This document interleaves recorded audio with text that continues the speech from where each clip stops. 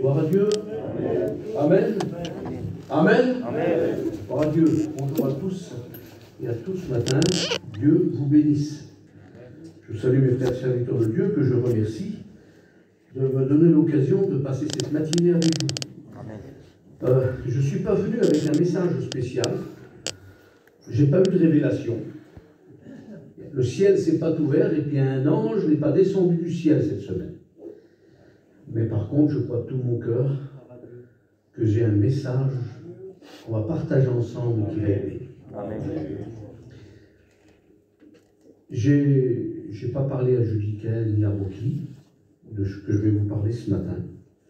Et puis le programme s'est fait d'une manière que j'ai été réellement touché par rapport au message. Je ne vous en dis pas plus, mais vous découvrirez au fur et à mesure, au déroulement de mon intervention, pourquoi je vous dis ça ce matin. Rien n'est fait sans la volonté de Dieu. Amen. Le hasard n'existe pas dans l'œuvre de Dieu. C'est l'Esprit de Dieu qui rend vivant les choses et qui les rend possibles. L'Esprit de Dieu qui anime mes frères, serviteurs de Dieu de Montargis, je vous rassure, c'est le même qui anime mon cœur et mon esprit. Alors j'aimerais qu'on prie le Seigneur, s'il vous plaît. J'aimerais croire et prie le Seigneur pour moi. Seigneur, je veux bénir ton nom, Seigneur, et oublie auquel tu es bien fait. Merci parce que déjà tu es à l'œuvre, Seigneur, et tu viens bénir nos cœurs. Oui, Seigneur. Seigneur, tu as choisi ton vin, Seigneur, ce matin. Et nous avons besoin, Seigneur, dans ce désert, que tu viennes ouvrir, Seigneur, ce torrent. Que tu viennes, Seigneur, rafraîchir les cœurs, Seigneur, les plus attristés ce matin. Merci, Seigneur Jésus, parce que déjà tu bénis nos cœurs. Tu bénis nos vies, Seigneur Jésus. Amen. Bénis Shima pour nous, Seigneur. Qu'il puisse être un canal de bénédiction pour nos cœurs. Que ta parole, Seigneur, puisse atteindre les cœurs venus après la croix. À toi l'honneur, Seigneur, ce matin. Sois glorifié, Père. Amen. Amen. Amen. Gloire à Dieu. J'aurais dû venir, j'ai dit au frère serviteur ce matin avec mon épouse, mais malheureusement elle a eu des soucis de santé hier et elle n'a pas pu se joindre à nous ce matin, donc elle s'excuse et je m'excuse par rapport à mes soeurs. Voilà le message que m'a demandé de transmettre ce matin, elle était gênée, mais bon, voilà, la situation est comme ça. Dieu soit béni.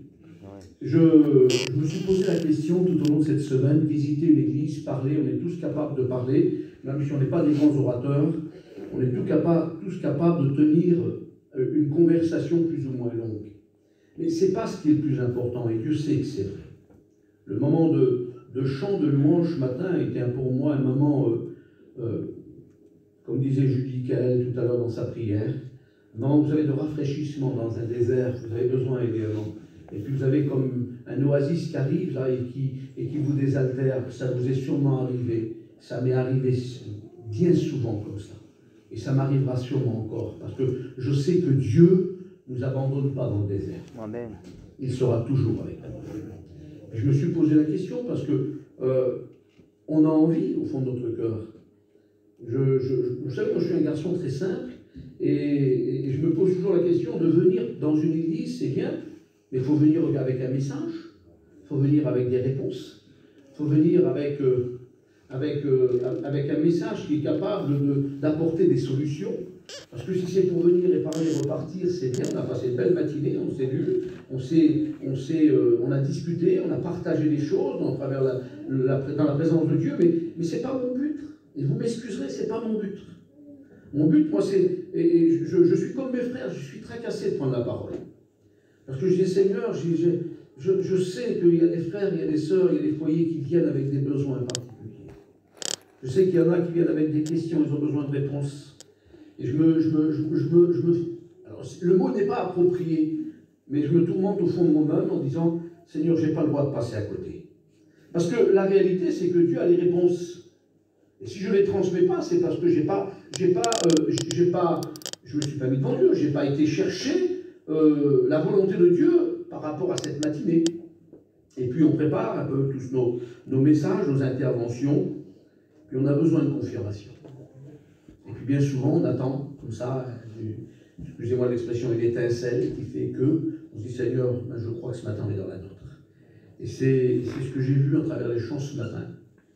Il y a quelque chose que j'ai à cœur depuis quelque temps, quelque chose qui m'empêche bien souvent de dormir. Et maintenant, si je vous en parle à vous, c'est parce que chez moi, c'est réglé. Excusez-moi, je ne suis pas un pharisien, je ne suis pas un hypocrite. Je ne vous dirai pas à vous de faire une chose que moi je ne fais pas, que Dieu m'en garde. Je suis trop sincère avec vous et avec Dieu par rapport à cela. Je parle de choses où que chez moi, c'est réglé. Il y a des moments où j'ai souffert, des moments où j'ai pleuré. Et puis, avec le temps, j'ai vu la grâce de Dieu intervenir.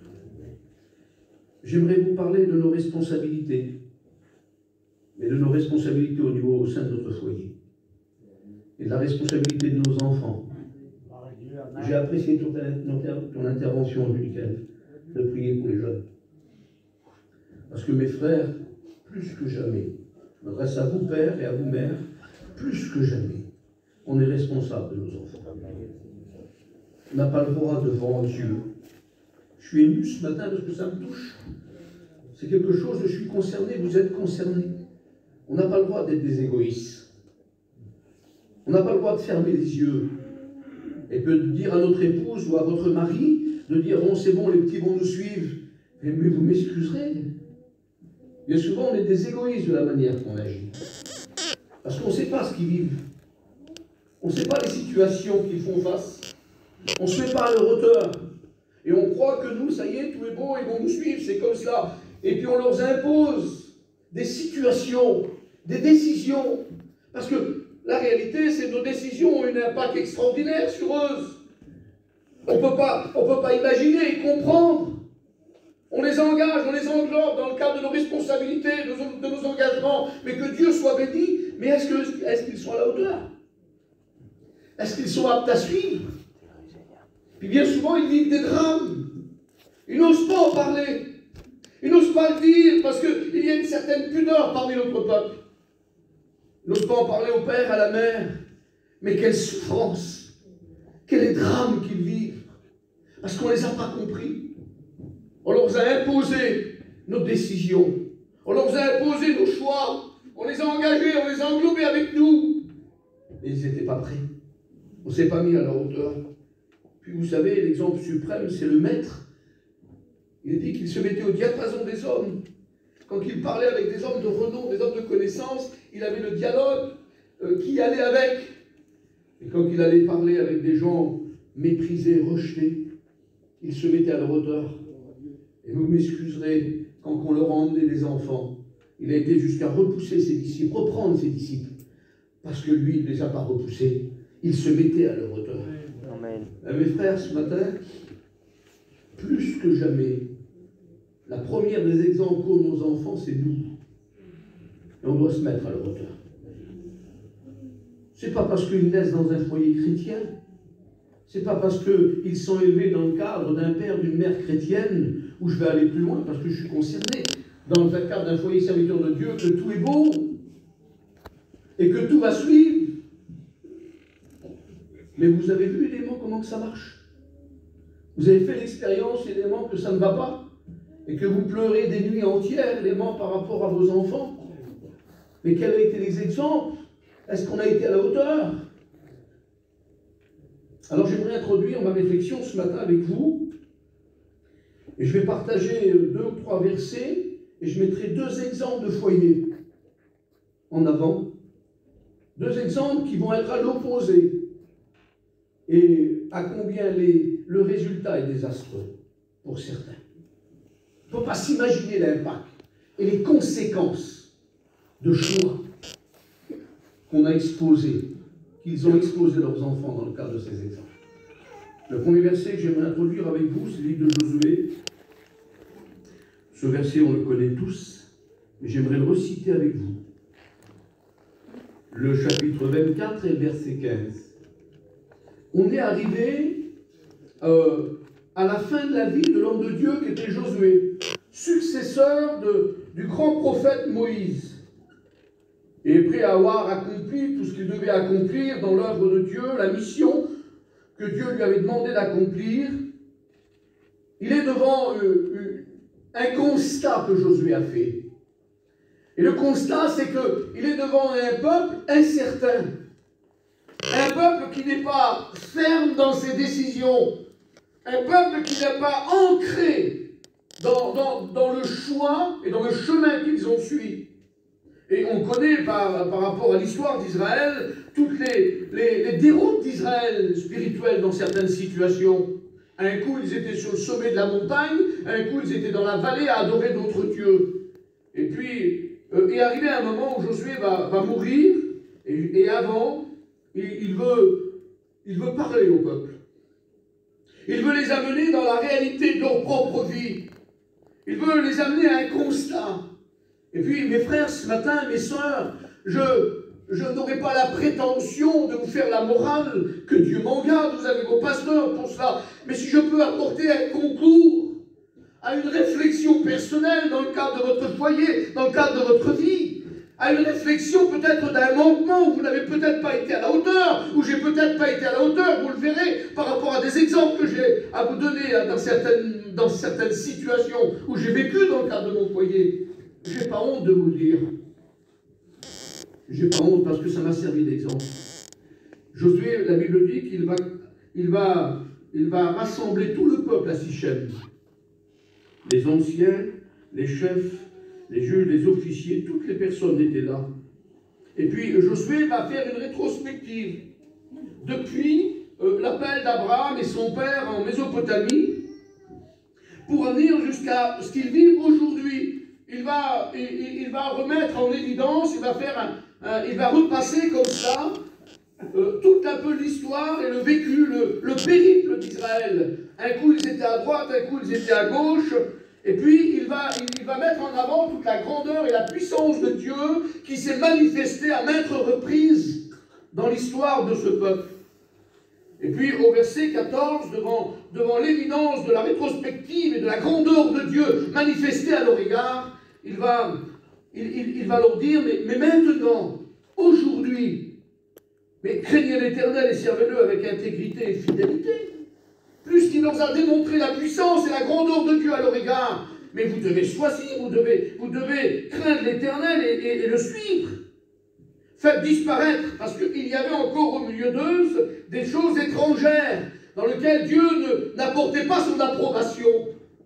Il dit, faites disparaître au milieu de vous les dieux qu'ont servi vos pères de l'autre côté du fleuve et en Égypte, et servez l'Éternel d'une foi ferme, d'un engagement ferme, sûr, sans détour. Si vous ne trouvez pas bon de servir l'Éternel, mais choisissez aujourd'hui qui vous voulez servir, ou les dieux qu'ont servi vos pères au-delà du fleuve, ou les dieux des Amoréens dans le pays duquel vous habitez aujourd'hui. Puis Josué, à ce moment-là, il va affirmer une chose, et on le chante ce verset, on l'a cité des milliers de fois, mais lui va s'afficher. Mais j'aimerais que vous réfléchissez un instant, l'importance des mots que Josué va dire devant toute une multitude de peuples à ce moment-là. Il va dire, moi et ma maison, nous servirons l'Éternel.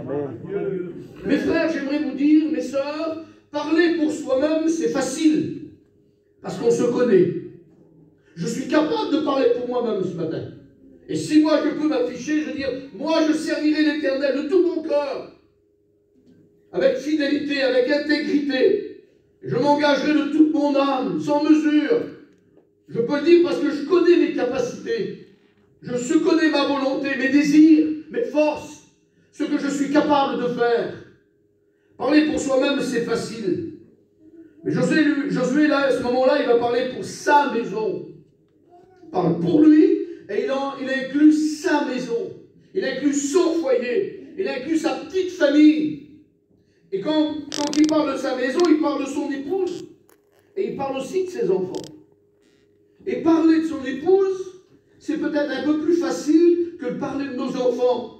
Parce que nos épouses, avec tout le respect je vous dois, on a quand même une certaine connaissance de leur caractère, de leur pensée, de ce qu'ils désirent. Quel est leur engagement, parce qu'il y a une intimité profonde qu'ils se créent depuis plus ou moins longtemps pour certains. Et donc c'est plus facile. Mais parler de ses enfants, c'est tout autre chose. Et il semblerait que là, Josué va affirmer quelque chose, c'est que lui et sa maison, ils ont pris une décision. Et la décision, il l'avait démontré déjà depuis tout le périple qu'il avait suivi en tant que serviteur de Moïse, et aussi en tant que successeur de Moïse. Lui et sa maison, ils servaient l'Éternel. Alors c'est un engagement, mes frères, mes sœurs, c'est un engagement, mais c'est un engagement qui va au-delà d'une action, d'un engagement personnel, d'une décision personnelle. C'est un engagement qui va englober son foyer, ça veut dire sa femme, ses enfants, ou votre mari. Et là, c'est tout autre chose. Ce qui m'a amené à cette réflexion, c'est un verset du livre de Néhémie. Et je l'ai lu des dizaines, des centaines de fois. Et plus je le relis, plus je suis un peu comme désarmé devant cette situation. Vous connaissez l'histoire de Néhémie? Néhémie ont été déportés. Ils vivent une déportation dans un pays étranger. Et à un moment donné, il a appris que la maison de Dieu et la ville de Dieu, Jérusalem, ont été touchées, en partie détruites. Il va demander des autorisations de pouvoir partir avec une délégation d'hommes pour aller reconstruire les murailles de Jérusalem. Et la Bible dit, après avoir obtenu l'autorisation, ils partent et ils se mettent à l'œuvre. Et quand ils se mettent à l'œuvre, il y a eu beaucoup de moqueries à ce moment-là. Beaucoup de gens étrangers, ennemis d'Israël, se sont moqués de l'aventure, de l'action, de l'engagement, de l'entreprise de Néhémie et ses collègues. Et puis, plus ils ont vu les travaux s'avancer, et la Bible dit que les murailles étaient déjà construites à moitié, il y a eu des hommes ennemis d'Israël qui se sont levés et qu'ils ont menacés. Ils ont menacé à plusieurs, étant plusieurs en nombre, ensemble, plusieurs rois, plusieurs responsables, ils ont menacé Néhémie et ses collègues. Et puis, devant les menaces qui se faisaient de plus en plus grandes, de plus en plus pressantes, il y a eu un certain découragement parmi le peuple. Et certains ne voulaient plus se mettre à l'ouvrage. Certains ne voulaient plus aller travailler sur la muraille. Ils avaient peur. Ils avaient une certaine crainte. Il y avait des menaces d'un ennemi qui était redoutable, qui avait fait ses preuves dans le passé. Ils savaient de quoi ils étaient capables. Et humainement parlant, ils étaient démunis, sans force. Ils étaient incapables de faire face à l'ennemi d'Israël. Alors ils se sont découragés. Puis Néhémie est touché à ce moment-là. Et puis, il a besoin d'avoir un message, un mot pour motiver, redonner le courage, redonner de la force, un nouvel élan dans le cadre du cœur, de l'engagement de ces hommes. Et ce n'est pas avec des mots simples qu'on peut les avoir. Et vous comprenez ce matin que ce n'est pas à partir de mon langage et de mes pensées que je vais illuminer dans le fond de votre cœur un désir d'un renouveau, d'un élan nouveau qui peut vous faire prendre conscience de vos responsabilités, mais aussi de vos engagements. Puis Néhémie, à ce moment-là, va avoir un mot de Dieu extraordinaire. Au verset 14 du chapitre 4, la Bible dit que je regardais, m'étant levé, je dis aux grands, aux magistrats et au reste du peuple, ne les craignez pas. Alors ça paraît rien ces mots-là. Ne les craignez pas. Mais il y a une importance par rapport à ce qu'il va suivre. Ne les craignez pas. Souvenez-vous du Seigneur grand et redoutable. Il les amène à une réflexion intérieure, à un souvenir intérieur. Et frères et sœurs, j'aimerais que ce matin vous vous rappelez d'où vous êtes sortis, ce que vous êtes devenus aujourd'hui dans la présence et dans la grâce de Dieu. Rappelez-vous ce que vous étiez. Rappelez-vous des bienfaits de Dieu. Rappelez-vous combien de fois il vous a désaltéré, comme disait Judicaël tout à l'heure, dans le désert, alors que vous étiez assoiffés, alors que vous étiez à bout de force, et que les situations autour de vous étaient des déserts infinissables. Rappelez-vous de cela. C'est ce que Néhémie veut essayer de faire rappeler, qu'ils vident leur esprit, qu'ils ne pensent plus à l'ennemi et aux menaces. Allez, rappelez-vous, souvenez-vous du Seigneur grand et redoutable, et combattez. Écoutez le mot, combattez pour vos frères. Alors c'est vrai que les frères peuvent être un motif d'engagement, de reprendre des forces, combattre pour ses frères dans le sein d'une église, pour ses sœurs dans le sein d'une église, c'est important, et c'est ce que nos frères pasteurs responsables font toute l'année. Ils s'inquiètent. Quand il voit un frère qui n'est pas présent et qu'il a manqué quelquefois et qu'on sait qu'il n'est pas bien, on est inquiet au fond de nous-mêmes. C'est la responsabilité du berger qui a le cœur, le véritable cœur du berger. Alors les frères vont le trouver, et puis on n'est pas là pour le menacer, on n'est pas là pour le montrer du doigt, on n'est pas là pour l'enfoncer et lui demander pourquoi il en est arrivé là. On veut simplement lui tendre la main. Amen. Puis on veut le ramener. On veut lui faire comprendre qu'il y a une épaule pour lui. On veut lui faire comprendre qu'il y a une main pour lui. On veut lui faire comprendre qu'il a des frères et des sœurs. Et c'est ça, la surveillance des uns des autres. Et on a besoin, mes frères, on a besoin de combattre les uns pour les autres. Alors peut-être que certains vont être égoïstes, vont dire oui, mais elle a qu'à se débrouiller. Elle a qu'à se débrouiller, c'est pour elle. Moi, j'ai déjà assez grande mes responsabilités. Mais on n'a pas le droit devant Dieu. On n'a pas le droit. On est surveillants les uns des autres. Et ça, c'est important. Alors, Néhémie va dire, combattez pour vos frères. Alors, certains sûrement, en ce moment-là, ont repris du courage. On pensait à leurs frères. On pensait à leurs frères qui étaient restés là-bas à Babylone, en déportation. Alors, ça leur a sûrement redonné du courage. Puis, il y en a d'autres qui n'ont pas été touchés. Alors, Néhémie va continuer. Il va dire, combattez pour vos frères et combattez pour vos fils. Combattez pour vos filles. Combattez pour vos épouses. Et combattez pour votre maison. Amen. Et puis, si on les amène à la réalité des choses, ils étaient en train de reconstruire une muraille. Qu'est-ce que la famille va venir faire là-dedans? Qu'est-ce que le fils, la fille, l'épouse, la maison va faire là-dedans? Mais Néhémie, à ce moment-là, il a le mot de Dieu. Parce que la Bible dit que tous reprit courage à ce moment-là, parce que tous étaient concernés.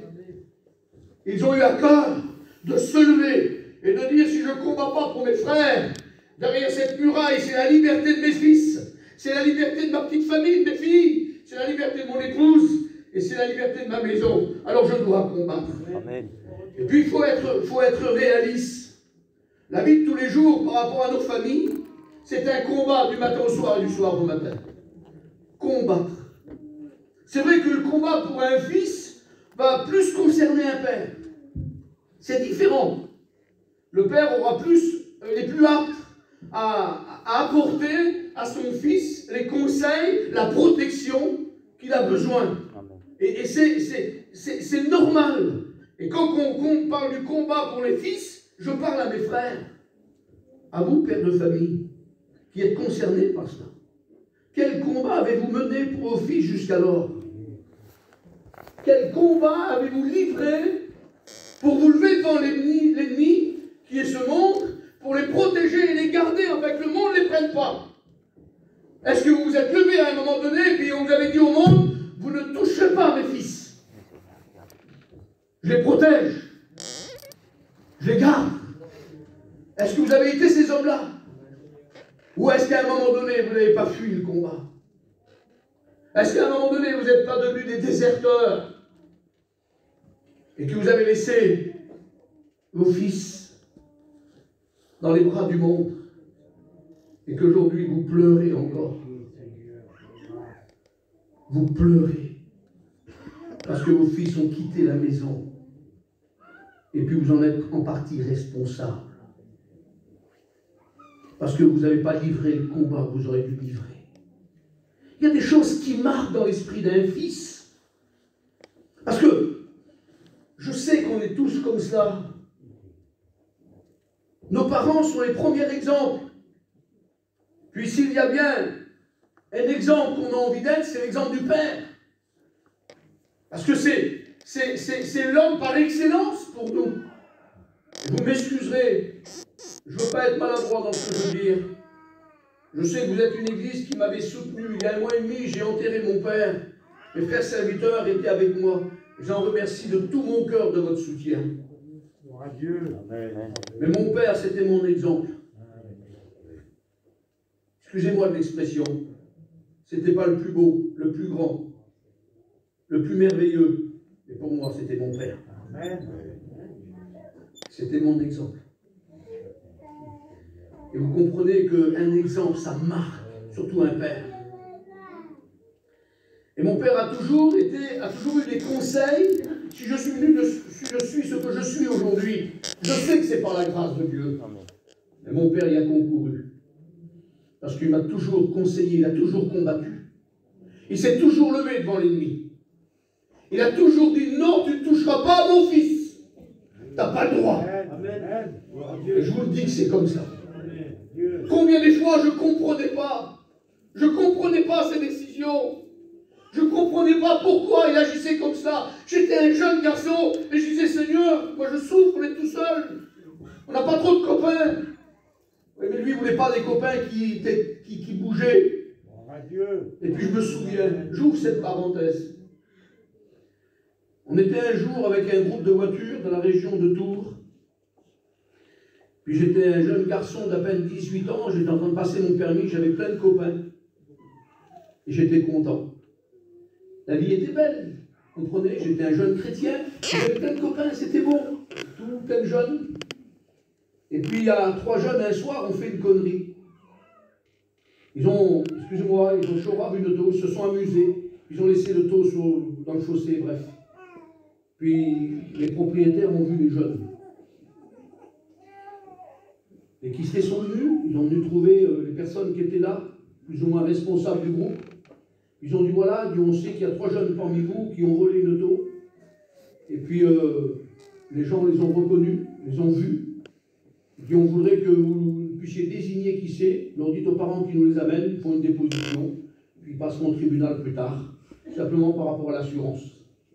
Et par contre, si vous ne voulez pas le faire, on sera obligé de faire une descente et prendre tous les jeunes pour qu'on les fasse passer devant les témoins. Et puis les hommes un peu gênés, parce qu'ils n'ont pas voulu imposer aux parents une telle situation, ils ont dit, monsieur, nous on ne peut pas le faire. Et mon père était là, entendu ça. Il a attendu qu'il n'existait pas, il est venu trouver ses hommes. Il a dit, mes frères, vous m'excuserez, mais je ne comprends pas votre attitude. Vous savez qui c'est? Les hommes ont dit, oui, Natou, on sait qui c'est. Et vous ne voulez pas leur dire alors? C'est compliqué. Il dit, les quistés vont venir, elles vont prendre tous les jeunes de la place là. Ben, il dit oui, mais il dit ça sera peut-être le mieux, il dit comme ça on n'aura pas d'histoire avec les gens. Il dit, vous m'excuserez, il dit, moi je ne veux pas que les quistés prennent mon dit. Il dit, mon fils n'a pas bougé. Pourquoi il serait pris pour passer devant les témoins? Et s'il a gardé à se trompe et qu'a dit mon petit alors qu'il n'y était pas? Il dit, moi je vous le dis les frères. Il s'est affiché. Et je vous le dis les frères, vous m'excuserez. Si vous ne faites pas cela, je prends ma caravane et je m'en vais. Puis les hommes ont dit, il ne faut pas faire ça. Il ne faut pas faire ça, tu restes avec nous. Non, je n'accepterai pas que mon fils soit mené dans telle affaire alors qu'il n'y était pas. Il a pris sa voiture, il n'a pas compris. Il est parti sur une place, on s'est retrouvé tout seul au bord d'un petit stade. Le soir, les garçons, les gens les plus tristes du monde, c'était nous. Mais mon père et ma mère priaient le soir. Ils disaient, Seigneur, protège nos enfants. Garde-les.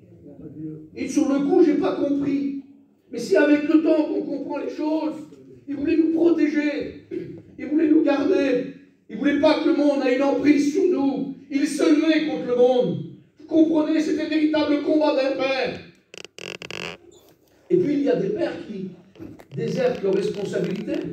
Alors ils n'ont pas déserté le foyer, excusez-moi de l'expression, mais par rapport à leur attitude, par rapport à leur engagement, par rapport au dialogue.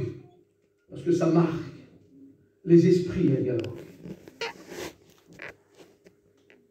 Je vous dis cette expérience que je vous disais tout à l'heure, que j'allais vous parler.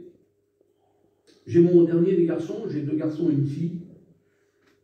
Et le dernier, Onésime, un garçon qui aujourd'hui est engagé dans l'église, il chante, il joue, et je bénis le Seigneur, c'est un foyer chrétien.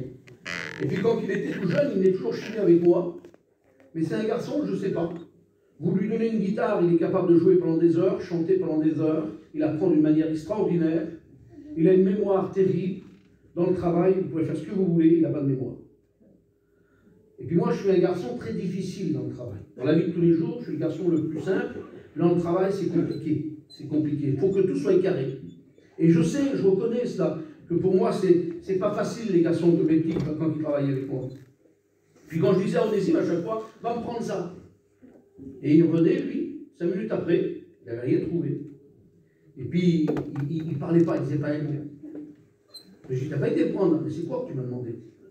Ça rappelle. Et au bout de 2 fois, vous comprenez qu'instantanément, voilà, il y a une réaction humaine qui est là. Et puis, c'était pas méchant ce que je disais. Je disais à lui, mais tu vas devenir quoi, mon petit, plus tard? Excusez-moi de l'expression, tu vas être un trimard au bord de la route. Tu vas être un bon à rien. Tu es un bon à rien. Tu n'es pas capable de m'emmener ce que... C'était des mots simples.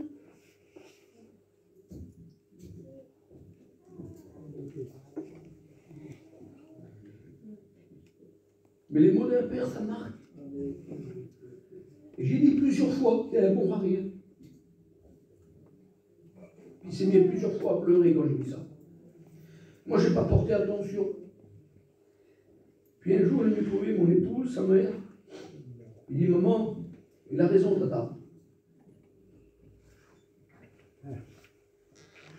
Je serai un bon rien toute ma vie. Si mon père l'a dit, c'est que c'est vrai. Voyez l'impact. Il s'est mis à pleurer avec elle. Il disait le soir, m'a dit, tu sais, chez moi, t'es maladroit, le petit. Fais attention. Qu'est-ce que j'ai dit? J'ai dit, moi, j'ai rien dit. Il dit, tu as dit que tu n'avais rien. Mais j'ai dit, oui, mais j'y demande quelque chose, il ne le pas.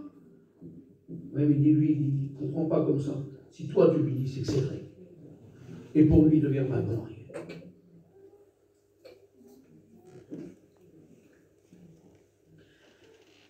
Comprenez ce que j'ai fait le matin? C'est pas mon petit. Il n'y a pas de gêne, hein, pas d'honte. Je l'ai appelé, il me dit, oh mon garçon, il faut que je te parle. Un jeune garçon qui se levait, qui est engagé dans l'église. Je n'ai pris pas le coup, j'ai embrassé, puis j'ai dit, je te demande pardon, mon petit. Je savais plus de ma vie, je t'en prie. Il y a des mots qui marquent. Vous comprenez? Il y a des mots qui marquent. Quand une mère dit à sa fille, elle est belle, regarde, elle est gentille, elle est belle, la petite, elle croit que c'est vrai.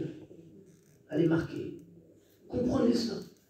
Donc on n'a pas déserté le combat dans le cadre du foyer, mais dans le cadre de l'attitude, du langage, de l'exemple. On n'est plus des personnes qui, dans nos responsabilités d'enfants de Dieu, de chrétiens, on ne s'est pas levé contre le monde. Mais on les a laissés. L'exemple que l'on vous a donné, c'est un exemple qui malheureusement les a marqués. Alors je ne sais pas le langage, les propos que vous avez, je ne sais pas l'attitude, quel exemple vous donnez à vos enfants. Mais vous en êtes responsable. Vous en êtes responsable de ce qu'ils sont devenus aujourd'hui. Parce que vous aurez dû veiller, vous aurez dû prendre soin, vous aurez dû livrer le combat qui était à livrer.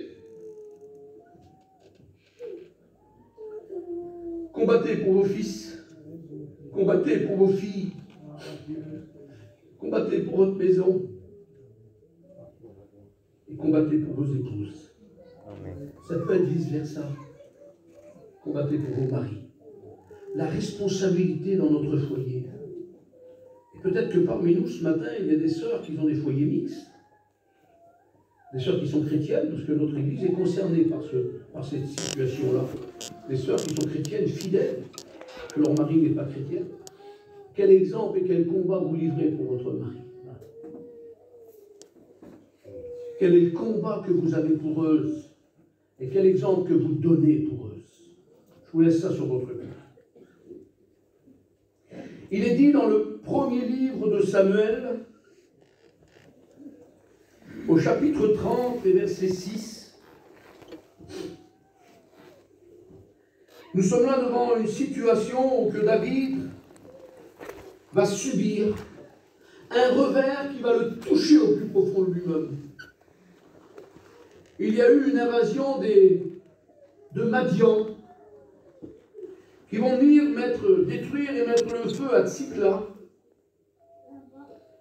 Et ils vont prendre tout ce qu'il y avait à ce moment-là dans cette ville. Les femmes, les enfants, les butins, tout ce qui avait de la valeur, et ils vont l'amener. Et quand David va s'apercevoir que sa petite famille a été prise en déportation, et qu'il n'y a plus rien, et que tout le peuple qui est avec lui est concerné, la Bible dit que David fut dans une grande angoisse. Parce que le peuple vient de trouver, et puis les hommes qui sont là reprochent à David cette situation. En un mot, ils lui disent que c'est de sa faute. Et la Bible dit, parce que tous avaient de l'amertume dans l'âme. Chacun à cause de ses fils et de ses filles. Chacun avait une douleur, une souffrance intérieure, ou que leur âme était tourmentée de la situation qu'ils vivaient. J'aimerais vous dire une chose, frères et sœurs,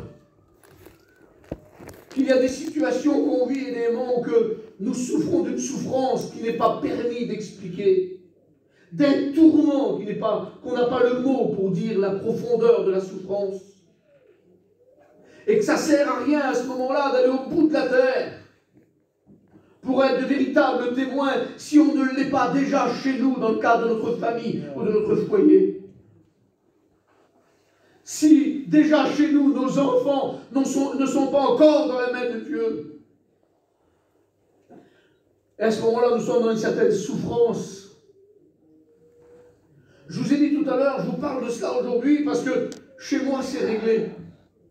J'ai mes 2 garçons qui sont chrétiens, engagés, ils jouent pour le Seigneur, ils chantent. Ma fille, elle est chrétienne, mes 2 belles-filles sont chrétiennes, mon gendre est chrétien. Et je bénis Dieu. J'ai mon garçon, l'aîné. Ma fille, c'est l'aîné, mais le deuxième, c'est le plus vieux des 2. Zazou, c'est un bon garçon.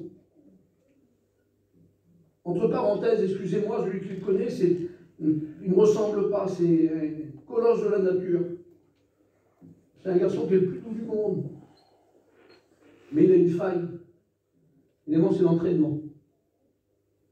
Puis quand il est avec des copains qui ne sont pas trop spirituels ou pas du tout, à chaque fois, lui, il se laisse un peu entraîner. Puis, il y a quelques temps, encore en arrière, quelques années, là, j'ai souffert. C'est pas facile. Alors, j'essayais de ne pas trop le montrer aux autres. Mais quelle souffrance quand je savais qu'il n'allait pas à la réunion. Quand je savais qu'il était mal entouré. Il a des beaux-frères qui ne sont pas chrétiens, qui sont durs. Et quand il est avec ses beaux-parents, c'est difficile. Les réunions, c'est difficile. Alors, je l'appelle tous les jours. Mon garçon, il y a la réunion demain. Dimanche, il y a le culte. Oui, tata. Puis l'élément japonais qui n'y allait pas. Quelle souffrance. Alors je me disais, ça arrive une fois, puis quand j'apprenais qu'il y avait peut-être resté 2 semaines, 3 semaines, je savais qu'il y avait un problème. Et c'était mon rôle. Je ne pouvais pas aller prêcher aux autres, moi. Je ne pouvais pas faire la morale aux autres si mon fils n'était pas sauvé. Tu comprends, Julie? Je ne pouvais pas. Alors fallait que je prenne ma voiture. Puis j'ai trouvé mon garçon. Garçon, qu'est-ce qui se passe? Puis c'est un garçon avec moi, il est gêné, il est honte. Puis il dit toujours à elle. Donc il expliquait sa situation. On priait ensemble. Puis je bénis le Seigneur, depuis quelque temps, c'est réglé. Amen. Mais quelle souffrance. Dieu sait quelle souffrance. Des nuits entières, j'étais en train d'étouffer. J'avais peur. J'avais peur. Vous savez pourquoi j'avais peur? J'avais peur que l'église parte et que mon fils n'était pas prêt. Ça m'aurait servi à quoi? À quoi d'aller prêcher aux autres au bout de la terre, dans les pays de l'Est? À quoi ça m'aurait permis d'aller tendre la main à certains si au sein de mon foyer, mon fils n'était pas sauvé? Ça m'aurait servi à quoi? Vous comprenez, mes frères, ça? Vous comprenez ce qui m'anime en ce moment dans mon cœur par rapport à cela? J'aimerais tellement que ce qui m'anime vous anime aussi, ce que je crois. Et que nous amène devant cette réflexion de nos responsabilités. Ça ne sert à rien, n'allez pas au bout de la terre si votre fils est en train de pleurer à côté de vous. N'allez pas au bout de la terre si votre fille est en train de pleurer. Réparez déjà le cœur de votre fils et le cœur de votre fille. Je voudrais que vous preniez conscience de cela. Je disais tout à l'heure que nos décisions ont des conséquences énormes. On ne les pèse pas toujours. On ne les pèse pas dans les situations du présent. On n'essaye pas de se projeter quel impact que ça peut avoir. Alors j'aimerais vous parler du foyer de Lot, le neveu d'Abraham. Je vais simplement faire une rétrospective et puis être le plus court possible. Mais vous amener dans la réalité de ce foyer. J'aimerais vous rentrer comme moi dans mon esprit, rentrer dans le cadre de ce foyer, de cette vie. À cause de cette décision, qu'est-ce qu'ils vont subir? Lot, à un moment donné, est confronté à une décision avec son oncle qu'ils ne peuvent plus rester ensemble. Ils ont des biens si considérables qu'ils ne peuvent plus se permettre de vivre ensemble. Pas parce qu'il y a un problème entre le neveu et l'oncle, mais parce que malheureusement, matériellement, la contrée n'est plus suffisante. Il y a eu des discussions et des querelles entre les bergers d'Abraham et les bergers de l'autre. Et malheureusement, cette décision, l'homme de Dieu qui était Abraham, voit les choses arriver de loin. Et il ne veut pas que ça perdure. Et j'ai été étonné du mot quand Abraham dit à l'autre qu'il n'y ait point, je te prie, de dispute entre moi et toi. Et quand on analyse le contexte et le verset, il n'y a jamais eu de discussion avec Abraham et l'autre. C'est les bergers entre eux qui commençaient à discuter, à cause que les contrées étaient insuffisantes. Et j'ose m'imaginer dans mon esprit que les troupeaux des autres, ils allaient peut-être un peu plus loin que prévu. Ils empiétaient sur le parc des bergers de l'un ou de l'autre, et ça a commencé à discuter ensemble. Et l'homme de Dieu voit les choses arriver de loin. Ça commence par les petites choses. Et ça en arrive malheureusement aux responsables. J'ouvre une parenthèse, vous avez été témoin de cela, ou peut-être vous l'avez vécu. C'est rien des petits-enfants sur une place. Ils ont 5 ans, 6 ans, 7 ans, 8 ans. Ils sont des copains. Et puis il est venu un moment où ils se chamaillent ensemble. C'est des petits cousins ensemble. Et vous m'excuserez, je connais des familles moi, qui ne voyagent plus ensemble aujourd'hui. À partir de rien, c'était les petits bergers, c'était les enfants qui s'amusaient. Et se sont chicanés. L'enfant l'a rapporté à la maman. Et la maman, plutôt de dire à son petit, monte dans la voiture, tu ne bougeras plus. Quand tu seras plus sage. La maman a été trouver la belle-sœur. Vous voyez, je veux dire, l'impact. Puis il a commencé à avoir des mots. Puis après, c'est bien souvent les sœurs ou les frères qui se chamaillent ensemble. Les conséquences sont trop grandes. Ça va trop loin. Puis il y a eu des histoires familiales énormes. Je suis persuadé que là, dans votre esprit, vous vous rappelez de certaines situations ou certaines choses que vous avez vues de vos yeux. Ou qu'aujourd'hui, il y a des familles qui ne se parlent plus. C'est rien. C'était des enfants. Abraham le voit arriver de loin, lui, qu'il n'y ait pas de dispute entre moi et toi. L'autre aurait pu dire, mais j'aime rien, mais t'es mon oncle. J'ai respect pour toi. Oui, mais les bergers commencent à chamailler. Et il sait, Abraham. C'est l'homme de Dieu. Il sait où ça va aller. Alors il va dire, écoute, c'est simple, on va se séparer. Tu vas aller à droite, je vais aller à gauche. Tu vas à gauche, je vais aller à droite. Mais on ne peut plus continuer à vivre ensemble. Il sait l'impact. Ils sont devenus trop importants. Et il y a un mot que Abraham a cité dans le livre de la Genèse, au chapitre 13, et le verset 8. Il va dire qu'il n'y ait point, je te prie, de dispute entre moi et toi, ni entre mes bergers et tes bergers, car nous sommes frères. J'étais étonné. Abraham n'est pas le frère de l'autre. Abraham est l'oncle de l'autre. Il semblerait que là, Abraham met un accent sur cette situation. Nous sommes frères. On ne doit pas avoir de dispute. Alors il dit que tout le pays est devant toi, si tu le choisis. Si vous connaissez l'histoire, l'autre va choisir les plaines du Jourdain. La Bible dit que les plaines du Jourdain étaient jusqu'à Sodome et Gomorrhe comme un jardin de l'Éternel, comme le pays d'Égypte. L'autre choisit toute la plaine et il s'avança vers l'Orient. Et ainsi qu'ils se séparèrent l'un de l'autre. Abraham habita dans le pays de Canaan, et Lot habita dans les villes de la plaine, et dressa ses tentes jusqu'à Sodome. Écoutez le verset, et les gens de Sodome étaient des méchants et de grands pécheurs contre l'Éternel. J'étais étonné. d'une situation telle qu'elle. L'autre va lever les yeux, il va voir tout de suite l'intérêt. Et c'est pas sur là-dessus que j'aimerais attirer votre attention. Lui, il voit l'intérêt de faire fructifier son bétail. Les bergers voient l'intérêt des bergers. Les bergers vont être contents. Il essaie de satisfaire tout le monde. Il voit l'intérêt de l'avenir au sens matériel des choses. Mais il ne pèse pas l'impact que ça va avoir de s'approcher, de descendre dans la vallée du Jourdain et de s'approcher de ces villes. Et tout le monde le sait à ce moment-là que ces villes, c'est des villes pécheurs. Des villes qu'il n'est pas bon de côtoyer. Et il ne pèse pas l'impact. Mais vous m'excuserez, frères et sœurs, il y a des décisions où qu'on n'a pas pesé l'impact que ça pouvait avoir. Et ça a impacté nos familles, nos foyers. Ça a impacté nos enfants.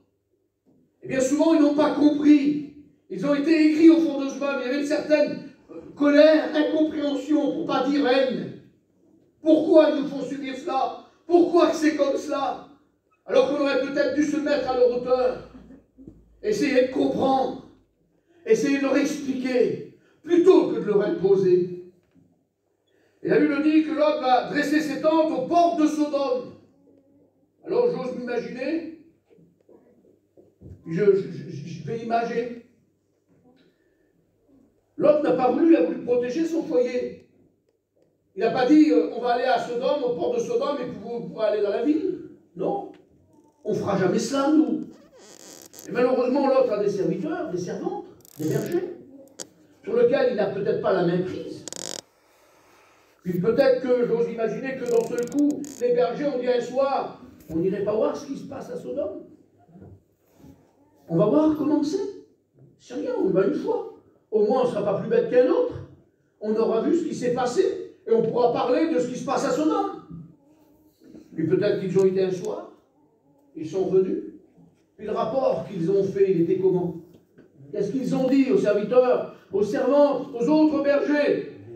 Si vous sauriez. La beauté de la ville. Les amusements. Vous verrez ça. C'est extraordinaire. On n'est pas tristes, nous, là. Parce que c'est comme cela. J'essaie de m'imaginer ça. Et l'impact que ça a dû avoir. La Bible dit que Lot était un homme de bien, avec des troupeaux nombreux, avec des serviteurs, des servantes et des bergers. Il n'est pas venu les mains vides aux portes de Sodome. Mais dans quelle situation il va ressortir de Sodome? La Bible dit qu'à un moment donné, étant pris dans cet engrenage, Lot n'est plus aux portes de Sodome, il n'est plus simplement, ses tentes ne sont plus dans la vallée, à proximité de la ville de Sodome, mais la Bible dit qu'au chapitre 19, Lot va habiter dans Sodome. Qu'est-ce qui s'est passé? Pourquoi? Il est le neveu d'Abraham, un homme de Dieu extraordinaire. Il va, à cause d'une décision, les conséquences vont faire que de la vallée, il se retrouve dans la ville. Croyez-vous qu'à ce moment-là, Lot a livré un combat pour sa petite famille? Croyez-vous qu'il a livré, il s'est levé contre l'ennemi ou le monde en disant vous n'entrerez jamais dans ce monde? Je m'oppose. J'en suis le responsable. La Bible dit qu'au chapitre 19, et le verset, à partir du chapitre 19, les versets 1er, il est dit que l'autre, au chapitre 19, verset 1er, l'autre, quand les anges vont venir pour le visiter après la prière d'Abraham, l'autre est assis aux portes de la ville de Sodome. J'aimerais que vous compreniez, ce n'est pas n'importe qui s'assied aux portes d'une ville. Quand on lit l'histoire, quand un homme était assis aux portes d'une ville, c'est qu'il était là pour accueillir les étrangers qui rentraient dans la ville. Mais on ne donnait pas cette responsabilité à n'importe qui. On le donnait à des hommes qui sont devenus des autorités de la ville. Des hommes responsables. Des hommes qui représentent la ville. Et à ce moment-là, Lot ne représente plus ce qu'il était quand il était à côté de son oncle Abraham, mais il est devenu une autorité de la ville de Sodome, une ville pécheur, et il représente une ville pécheur. Et quand il est là aux portes de la ville pour accueillir les anges, il est là en tant que représentant de Sodome. On ne peut pas croire qu'il y a une telle déchéance. une telle décadence à cause simplement d'un choix, d'une décision, l'impact que ça a pu avoir. Et puis, j'aimerais que vous compreniez ce que l'homme va être capable, des propos qu'il va être capable. Je vous ai dit tout à l'heure qu'Abraham lui a dit à un certain moment qu'il n'y ait pas de dispute entre moi et toi, car nous sommes frères. Et la Bible dit que quand l'autre va accueillir les anges dans sa maison, parce qu'il habite au milieu de Sodome, il a une maison au milieu de Sodome, et qu'il y a la ville entière qui va entourer la maison de l'autre, et que l'autre va être obligé de sortir en laissant les anges dans la maison, la Bible dit qu'il va s'adresser aux gens de Sodome en disant ceci: mes frères. Et vous imaginez, il va considérer les gens de Sodome comme ses frères. Il est plus frère d'Abraham, il est frère des hommes pécheurs.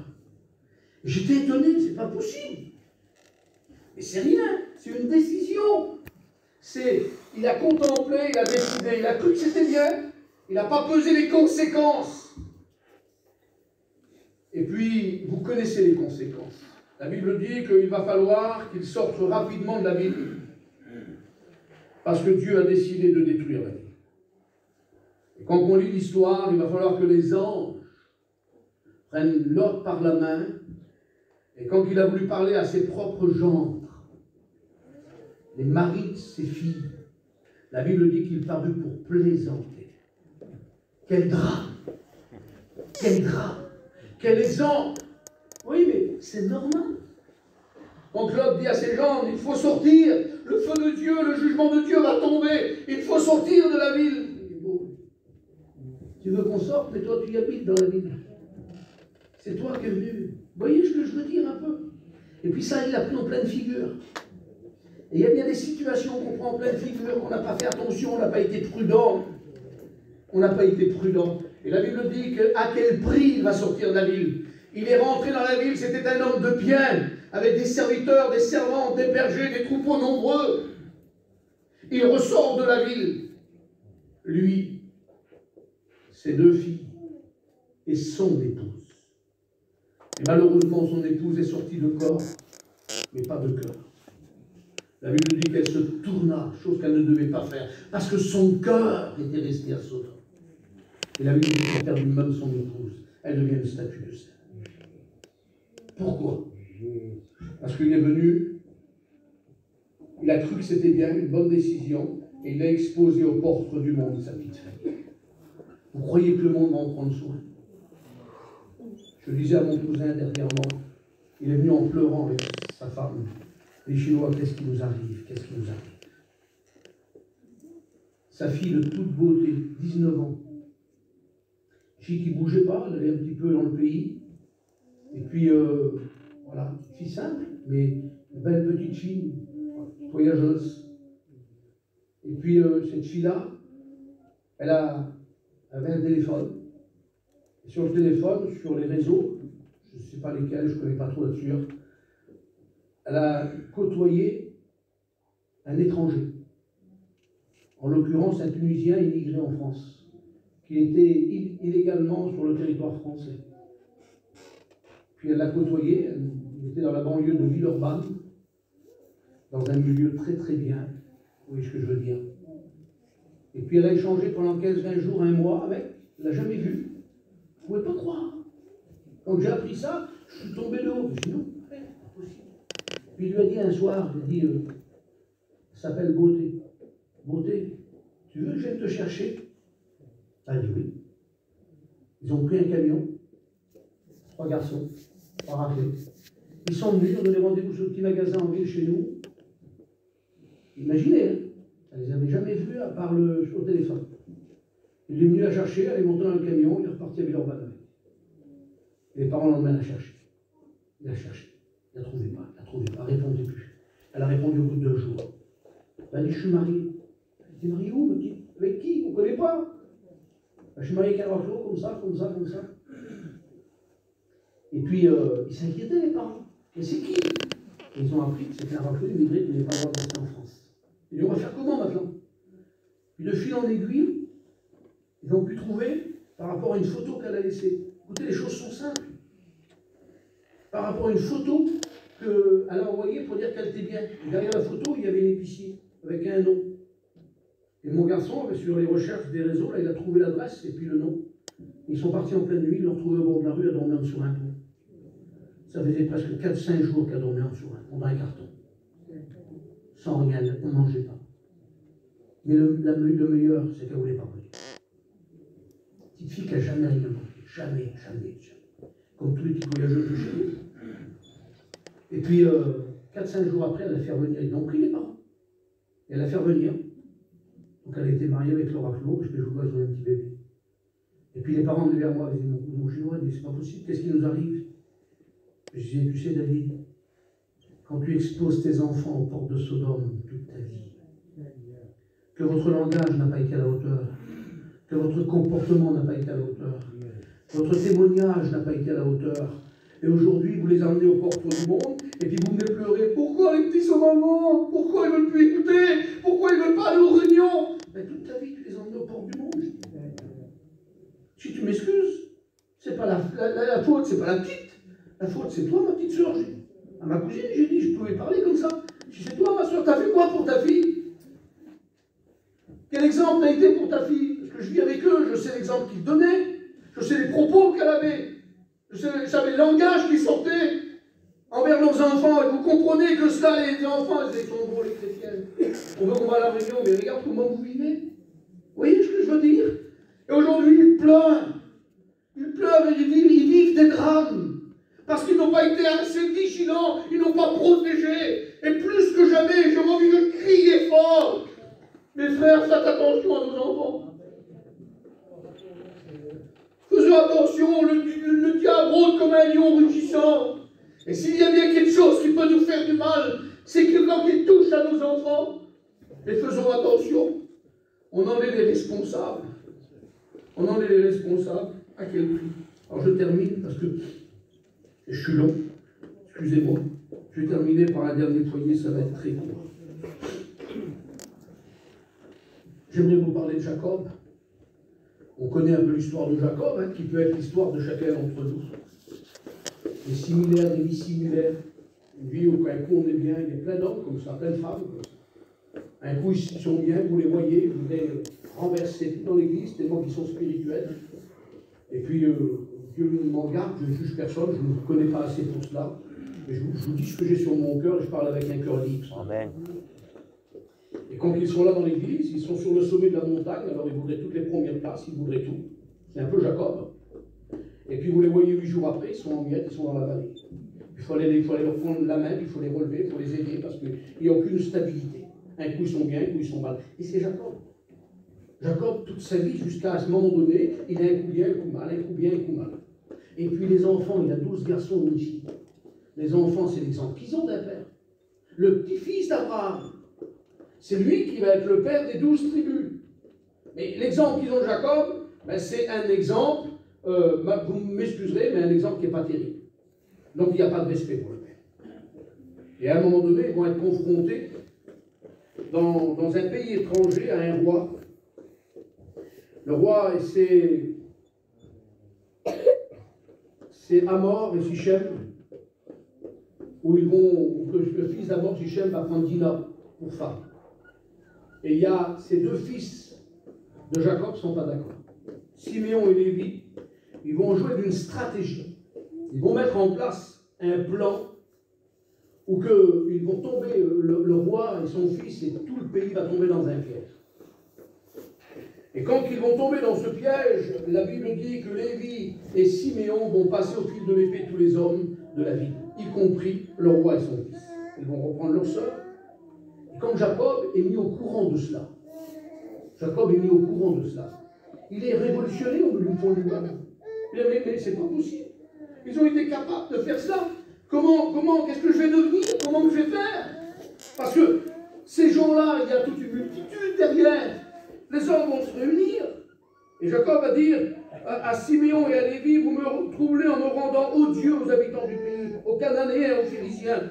Je n'ai qu'un petit nombre d'hommes. Ils se rassembleront contre moi. Ils me frapperont.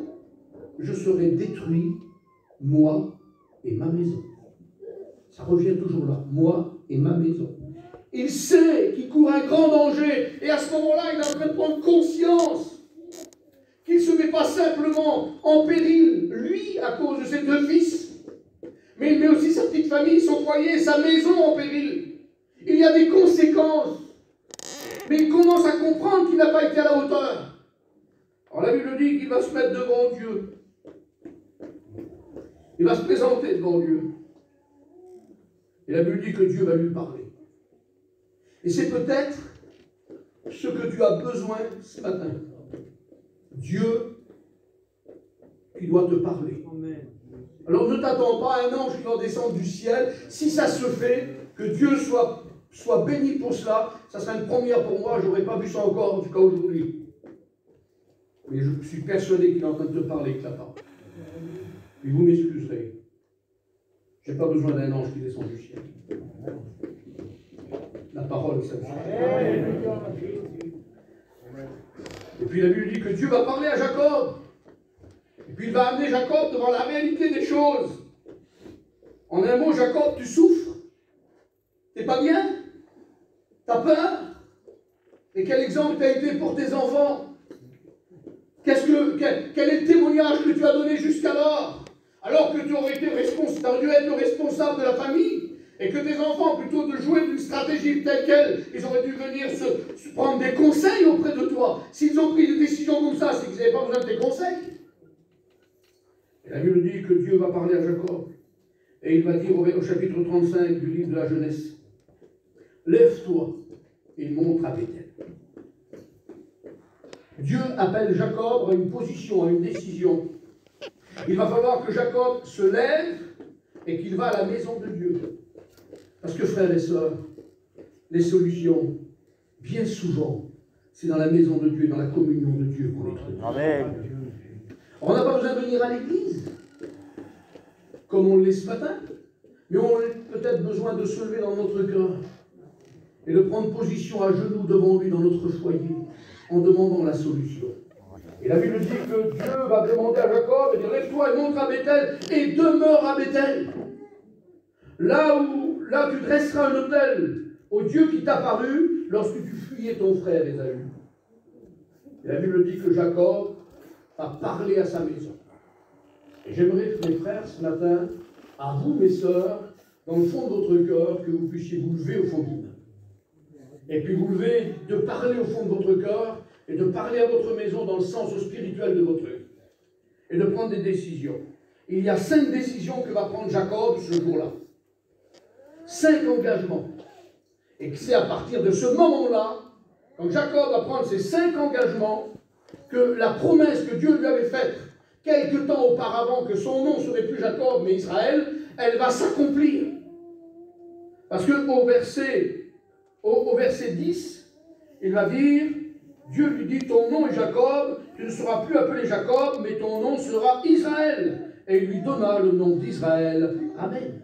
Amen. Voilà la décision, les 5 décisions que va prendre Jacob, les 5 engagements, c'est que, après avoir été se lever et avoir été à la maison de Dieu, la Bible dit que Jacob parle à sa maison, et il dit à tous ceux qui étaient avec lui, ôtez les dieux étrangers qui sont au milieu de vous. Ça aurait été possible. Jacob, le petit-fils d'Abraham, avait des dieux étrangers au sein de son foyer, de sa famille. Il faut les ôter. Faisons attention. J'ai pas d'exemple à donner. Vous devez par vous-même savoir ce que vous avez à faire. Et c'est dans la maison de Dieu que Dieu nous révèle les décisions qu'on doit prendre. C'est dans sa communion et dans sa présence. Ôtez les dieux étrangers qui sont au milieu de vous. Et changez, purifiez-vous et changez de vêtements. Regardez les décisions qu'il prend.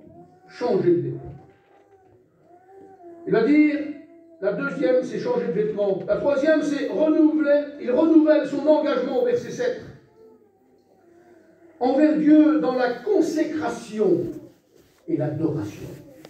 Il n'avait pas toujours été consacré jusqu'alors. Mais là, il va le comprendre. Donc il va prendre un engagement, il renouvelle son engagement dans l'adoration, la consécration. La quatrième engagement, c'est au verset 9. Il dit à Dieu, à partir d'aujourd'hui, je veux entrer et demeurer dans la communion avec Dieu, dans sa présence. Et la cinquième chose, et je m'arrêterai là, il veut mener une vie fondée sur la parole de Dieu. Amen. Et le sacrifice spirituel. Amen. Voilà les 5 engagements que j'accorde. Voilà ce que je voulais vous partager avec vous, frères et sœurs, ce matin. J'ai peut-être été un peu long, excusez-moi. Et vous comprenez pourquoi j'ai été béni pendant les chants, quand que Rocky a parlé de sa fille. Il a chanté, c'est ça, Rocky? Comme Julie Kael a eu à cœur de prier pour la jeunesse. Parce que plus que jamais, mes frères, mes sœurs, plus que jamais on est concernés. Amen. Plus que jamais. On n'a pas à dire simplement aux responsables de la jeunesse, voilà, prenez soin des jeunes, et puis c'est tout, puis les parents sont dégagés. Non, non, c'est vous les premiers qui devez en prendre soin. Alors quel exemple vous avez donné à vos enfants? Quel combat avez-vous livré pour vos fils? Quel combat pour vos filles? J'aimerais qu'on prie. Alban, tu peux venir s'il te plaît. Priez le Seigneur. Merci. Dieu vous bénisse, frère.